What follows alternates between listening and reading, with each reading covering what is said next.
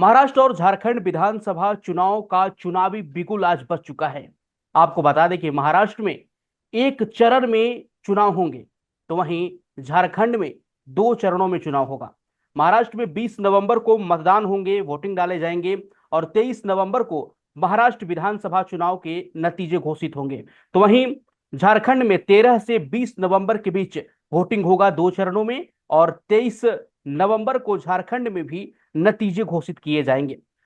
इसी के साथ उपचुनाव, उत्तर प्रदेश उपचुनाव हो गया। वायनाड सीट, जहां से पहले राहुल गांधी चुनाव लड़े थे, वहां भी सीट खाली हो चुका था। उस जगह पर भी वोटिंग होना है इस बार। लेकिन सवाल यह है कि मिल्कीपुर में जो वोटिंग होना था, मिल्कीपुर सीट पर, उसका अभी घोषणा नहीं हुआ है। साथ ही साथ मैं आपको बता दूं कि विपक्ष जिस तरीके से कह रहा था कि महाराष्ट्र में अलग अलग फेज में, मतलब कि दो तीन फेज में विपक्ष चाह रहा था कि वहां पर मतदान हो, लेकिन चुनाव आयोग ने महाराष्ट्र, क्योंकि बहुत बड़ा विधानसभा क्षेत्र है वहां पर महाराष्ट्र में, लेकिन एक ही चरण में वहां पर वोटिंग डाले जाएंगे। इसी मुद्दे को लेकर हम खास बातचीत करेंगे। हमारे साथ प्रधान संपादक सुनील राव जी जुड़ चुके हैं। सर, रणभेरी बज चुका है चुनाव का, महाराष्ट्र और झारखंड में चुनावी रणभेरी बज चुका है। एक चरण में नहीं। महाराष्ट्र और दो चरण में झारखंड में चुनाव होंगे। जी, बिल्कुल बिल्कुल, विधानसभा चुनाव का ऐलान। हम्म। और जो बहुत दिनों से लोग इंतजार कर रहे थे कि कब तारीखें होंगी, कब तारीखें होंगी। जी। और आखिरकार जो है वो चुनाव आयोग ने आज ऐलान कर ही दिया है। सबसे बड़ी और हैरान करने वाली बात है कि पूरे महाराष्ट्र में 288 विधानसभा हम्म। सीटों पर एक ही चरण में चुनाव होगा। और ये इस पर अभी देखिए, आप सवाल भी उठेंगे, चुनाव आयोग पर सवाल वैसे ही उठाए जा रहे हैं। 3:30 बजे जब प्रेस कॉन्फ्रेंस का ऐलान हुआ था, उससे पहले ही विपक्ष की ओर से कहा गया कि भारतीय जनता पार्टी को पहले ही पता था कि आज चुनाव की तारीखों का ऐलान होगा, क्योंकि कल उन लोगों ने कह दिया था। हम्म। चुनाव आयोग पर विपक्ष सवाल उठा रहा है, ईवीएम पर सवाल लगातार उठा रहा है। और अब भी इस पर सवाल उठाए जाएंगे। विपक्ष यही कहेगा कि भारतीय जनता पार्टी ने चूंकि मांग की थी कि भारतीय जनता पार्टी, जो शिंदे सरकार है, वो पूरे गठबंधन के सहयोगी है, हम्म। महायुति जिसको कहा गया, उन्होंने मांग की थी कि एक ही चरण में चुनाव होने चाहिए। हम्म। और ये एक चरण में ही चुनाव अगर कराए जा रहे हैं, तो उस पर एक सवाल पूछेंगे कि अच्छा है, क्या बीजेपी ने कहा इसलिए आपने एक चरण में चुनाव कराए? क्योंकि विपक्षी दलों की ये मांग की थी कि मल्टीपल, कई चरण में, दो चरण, तीन चरणों में चुनाव जी। होने चाहिए। हम्म। लेकिन चुनाव आयोग ने इसको नहीं सुना। हम्म। हालांकि इसका जवाब जो है मुख्य चुनाव आयुक्त ने दिया। हम्म। उनसे सवाल भी पूछा गया एक पत्रकार की ओर से। तो झारखंड में भी चूंकि दो चरणों में चुनाव हो रहे हैं, तो उन्होंने ये कहा कि झारखंड में पिछले बार कितने चरणों में हमने चुनाव कराए थे। तो झारखंड में पिछले बार 5 चरणों में चुनाव हुए थे। अगर 5 को समेट के हम दो पर ले आते हैं, तो बोले महाराष्ट्र में हम इसीलिए हमने कब जल्दी से जल्दी, ताकि चुनाव हम करा ले कम से कम समय में, ताकि वोटिंग परसेंटेज पर, जैसे लोकसभा चुनाव के वक्त भी सवाल उठाया था विपक्षियों ने कि हाँ। इतना लेंदी आपने चुनाव बना दिया, 7 चरणों में आप चुनाव लेके चले गए, तो हम्म। कम समय होना चाहिए। अब कम समय कर दिया, तो उस पर भी सवाल है कि ज्यादा समय में होना चाहिए। तो हम्म। चुनाव आयोग भी बेचारा करे तो क्या करे, उसके सामने भी बड़ी दुविधा है। हालांकि उन्होंने बड़े धैर्य से, जो चुनाव आयुक्त से, उन्होंने एक एक सवाल का जवाब दिया। ईवीएम पर भी जवाब दिया, जो बैटरी वाला इश्यू चल रहा है उस पर भी उन्होंने बड़ा अच्छा जवाब दिया। उन्होंने कहा कि जो ईवीएम पर सवाल लगातार उठाए जाते हैं, तो उन्होंने बताया कि किस तरह की ईवीएम की प्रोसेस होती है। ईवीएम जब निकलती है, और जब निकलने से लेकर मतदान केंद्र तक जाने से, मतदान केंद्र से लेकर जो काउंटिंग सेंटर तक जाने तक, हर चरण पर, हर जगह पर किस तरह से उसकी वेरिफिकेशन, चेकिंग होती है। और हर पॉलिटिकल पार्टी का एक कार्यकर्ता हम्म। उस प्रोसेस में शामिल होता है, ये उन्होंने बताया। तो इसके बावजूद अगर आप ईवीएम पर सवाल उठाते हैं, तो ये एक पॉलिटिकल एजेंडा है आपका, ये उन्होंने कुल मिलाकर बताने की कोशिश की। साथ ही जो बैटरी वाला सवाल था, तो उन्होंने कहा कि बैटरी क्यों किसी की कम, किसी की ज्यादा चार्ज है, उस पर भी उन्होंने जवाब दिया कि लेकिन जब मॉक लेकिन पोलिंग अहम होती सवाल है। यह है सर कि उत्तर प्रदेश का एक हॉट सीट है मिल्कीपुर। मिल्कीपुर में अभी हाँ, सीट पर चुनाव का घोषणा नहीं हुआ। हाँ, ये बड़ा चौंकाने वाला है। इस पर अभी चुनाव आयोग की ओर से कोई स्पष्टीकरण नहीं दिया गया खास, जो हम अपने दर्शकों को बता सके। लेकिन जो 10 सीटों पर उपचुनाव वहां पर होने थे, तो 9 सीटों पर ही ऐलान किया है। जी। और एक सीट को छोड़ दिया गया है, जो मिल्कीपुर सीट है, जो बड़ी चर्चित सीट है, हम्म। जहां से हम्म। अवधेश प्रसाद जो है, समाजवादी पार्टी के जो सांसद बने हैं, वो विधायक थे वहां से। विधायक थे, हाँ। तो हालांकि हाँ, उनके बेटे पर वहां पर आरोप लगे हुए हैं, तो वो तमाम चीजें, लेकिन ये कोई कारण हो नहीं सकता। वो किस वजह से चुनाव आयोग ने इस सीट पर तारीख का ऐलान नहीं किया है, इसका जवाब तो चुनाव आयोग की ओर से खास तौर पर नहीं आया अभी उत्तर प्रदेश हो सकता है चुनाव आयोग की ओर से या वहाँ के लोकल एडमिनिस्ट्रेशन की तरफ से इस पर जवाब आए कि इस तारीख को टालने की क्या स्पेसिफिक वजह है। हालांकि ऐसा नहीं है कि वहां पर तैयारियां पुख्ता नहीं है। अगर हम भारतीय जनता पार्टी के परिप्रेक्ष्य देखें तो सबसे ज्यादा अगर ताकत किसी सीट पर लगाई है योगी आदित्यनाथ हम्म। मुख्यमंत्री ने, तो वो मिल्कीपुर की सीट है। वहां लगातार वो जा रहे हैं, सभाएं कर रहे हैं, वहां ऐलान कर रहे हैं, आयोजन कर रहे हैं। तो तैयारी तो भारतीय जनता पार्टी की उस सीट पर भी है। ठीक। हाँ, ये इसमें क्या कारण है, उस कारण की अभी तक चुनाव आयोग की ओर से स्पष्टता नहीं आई है कि मिल्कीपुर को लेकर उन्होंने क्यों वो ऐलान नहीं किया है। लेकिन ये बड़ा हैरान करने वाला है कि मिल्कीपुर सीट पर उपचुनाव क्यों घोषित नहीं किए गए हैं। हाँ बाकी महाराष्ट्र की सारी 288 और झारखंड की सारी सीटें जितनी भी है, एक चरण में वहां पर होगा और झारखंड में 2 चरणों में होंगे।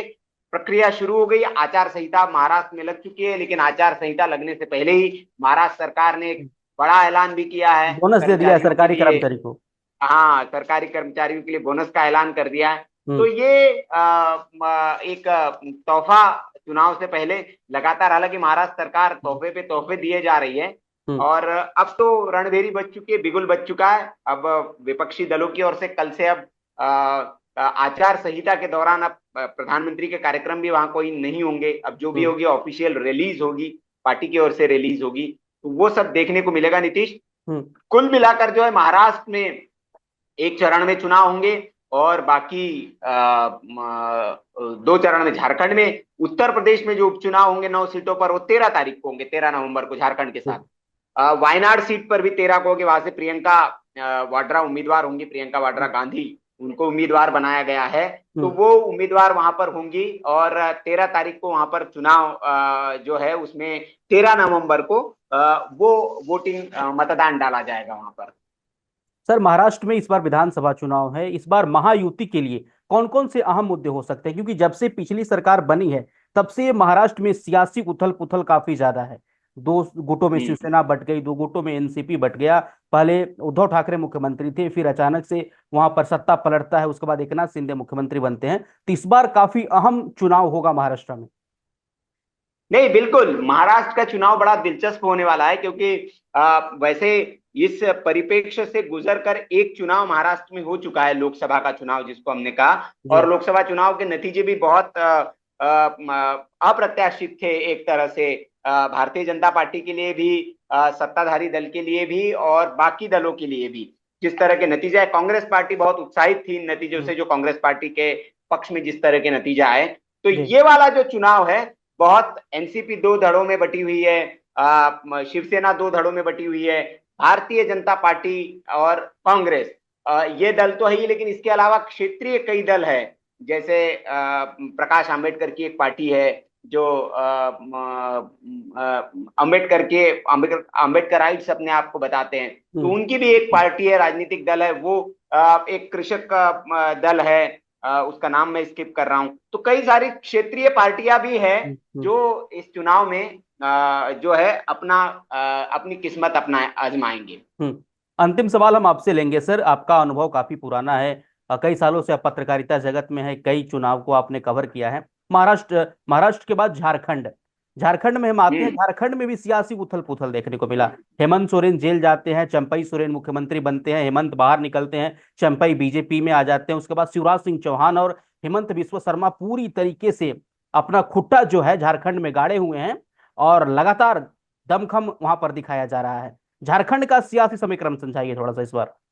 नहीं, झारखंड इस बार कांग्रेस और जेएमएम की युति की सरकार है, वहां पे गठबंधन की सरकार है। हम्म। लेकिन जिस तरह से भारतीय जनता पार्टी वहां पर सक्रिय है इस वक्त, और जिस तरह से मोर्चा उन्होंने संभाल रखा है, चाहे हम्म। चंपई सोरेन को अपने दल में शामिल कराने का मुद्दा हो, या और झारखंड के आदिवासी जो कई नेता है हम्म। उनको अपने दल में शामिल कराने की बात हो, तो भारतीय जनता पार्टी वह सक्रिय है। और जी। भारतीय जनता पार्टी ने अपने 2 दमदार नेता, जो बड़े दमदार नेता है, जिनको चुनावी विजय में महारत हासिल है, ऐसे शिवराज सिंह चौहान और हेमंत बिस्वा शर्मा को वहां पर लगा के रखा है फील्डिंग सेट करने के लिए। और हम्म। कांग्रेस पार्टी की वहां की रणनीति जो जरा कमजोर नजर आ रही है।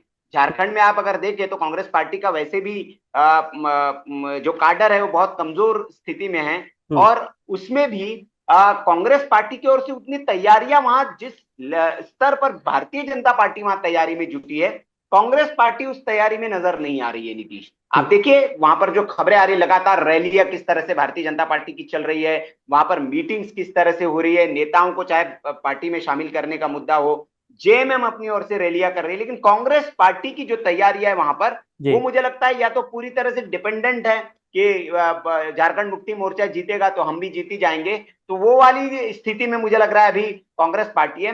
राहुल गांधी का जो एक्टिव वहां पर पार्टिसिपेशन होना चाहिए वो नजर नहीं आ रहा है। हालांकि अभी कुछ दिनों पहले वो गए थे, उन्होंने हेमंत सोरेन के साथ एक मुलाकात भी की, लेकिन चुनाव में ग्राउंड पर जो सक्रियता होनी चाहिए पार्टी की, वो मिसिंग नजर आ रही है नीतीश।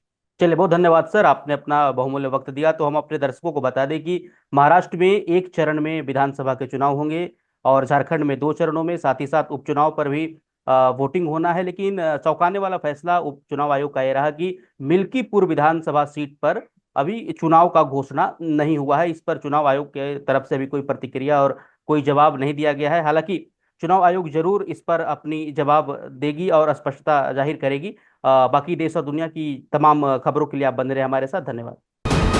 वीके न्यूज, राष्ट्र के नाम।